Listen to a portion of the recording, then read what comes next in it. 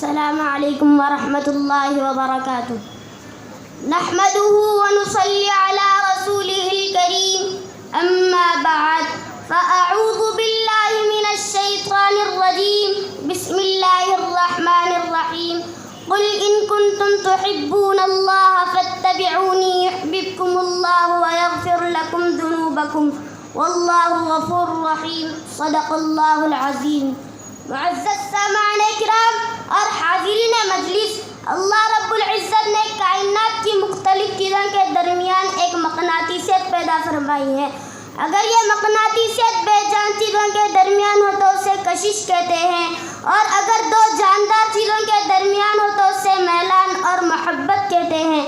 اور محبت میں غرق ہو جانے کو عشق کہتے ہیں۔ میرے دوستو،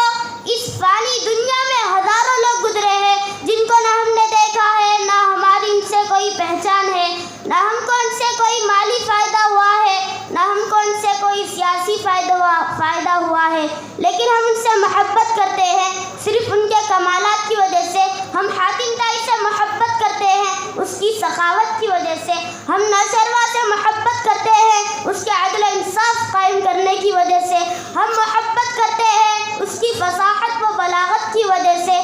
تو ہم اس ذات اقدس سے کیوں محبت نہ کریں جس ذات کے اندر تمام کمالات کامل درجے کے تھے؟ ان لوگوں کے اندر جو کمال پایا جاتا تھا وہ ناقص بلکہ انقص تھا، مگر ہمارے پیغمبر کا ہر کمال کامل تھا۔ میں حاتم طائی کی سخاوت کو مانتا ہوں، مگر حاتم طائی کی سخاوت اس ذات اقدس سے کیسے مقابلہ کر سکتی ہے جس نے دوستوں اور دشمنوں دونوں کو فائدہ پہنچایا ہے، جس نے دوستوں کو ظاہر و باطن میں مالا مال کیا،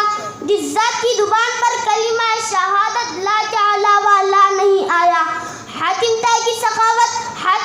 سخاوت تو اس دنیا سے چلے جانے کے بعد ہی ختم ہو گئی، مگر قربان جاؤں اس ذات اقدس پر جس ذات کی سخاوت کا سلسلہ اس دنیا سے چلے جانے کے بعد بھی جاری ہے، جو اپنی امت کو دنیا میں نوازتا رہا، کل آخرت میں بھی انشاءاللہ العزیز اپنی امت کو نوازے گا۔ میں نوشروا کے عدل و انصاف کو مانتا ہوں، مگر نوشروا کے عدل و انصاف کو اس رسول ہاشمی سے کیا موازنہ کیا جائے جس نے عرب کی انتقامی امر اور ظالمانہ ماحول میں بھی عدل و انصاف کے میٹھے چشمے جاری کیے، جس ذات نے یہ اعلان کیا کہ اگر محمد صلی اللہ علیہ وسلم کی بیٹی فاطمہ رضی اللہ تعالی عنہا بھی چوری کرے گی تو اس کا بھی ہاتھ کاٹ دیا جائے گا، جس ذات نے بدلہ لینے کے لیے اپنی کمر عام امت کے سامنے ننگی کر دی تھی اور اس کے غلاموں نے قیصر و کسریٰ کے ظلم و استبداد کا خاتمہ کر کے میزان عدل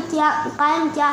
وہ کون سی صفت تھی جو محبوب رب العالمین میں نہیں تھی؟ آپ صلی اللہ علیہ وسلم کی خوش اخلاقی کی حالت تھی کہ حضرت انس رضی اللہ تعالیٰ عنہ فرماتے ہیں میں آپ صلی اللہ علیہ وسلم کی خدمت میں 10 برس تک رہا، مگر آپ صلی اللہ علیہ وسلم مجھے اف تک نہیں کہا، اور نہ کبھی یہ فرمایا کہ انس تو نے یہ کام کیوں نہیں کیا۔ آپ صلی اللہ علیہ وسلم کی صبر کی انتہا تھی کہ ماں عائشہ صدیقہ رضی اللہ تعالیٰ عنہ فرماتی ہے بعض دفعہ تو گھر میں ایک ہفتہ چولہا نہیں چلتا تھا، مگر آپ انتہائی صبر کے ساتھ خدا تعالیٰ کا شکر ادا کرتے تھے۔